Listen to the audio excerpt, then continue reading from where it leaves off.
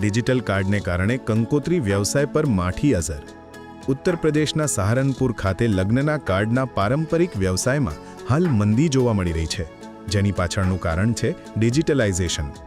અત્યારે લગ્નની મોસમ શરૂ થઈ ચૂકી છે, પરંતુ પ્રિન્ટિંગ પ્રેસના વ્યવસાય અને કાર્ડ ઉત્પાદકોએ જણાવ્યું હતું કે તેમના ઓર્ડરમાં ભારે ઘટાડો જોવા મળી રહ્યો છે, કારણ કે લોકો ફિઝિકલ કાર્ડની જગ્યાએ ડિજિટલ કંકોત્રી વધારે પસંદ કરી રહ્યા છે.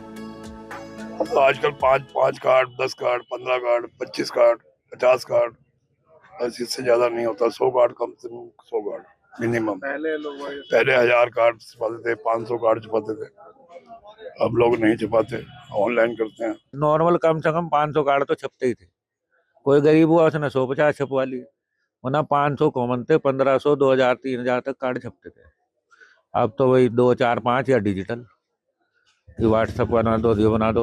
90% बच्चे बना लेते हैं, सब पढ़े लिखे बच्चे हैं, कंप्यूटर वाले बच्चे हैं.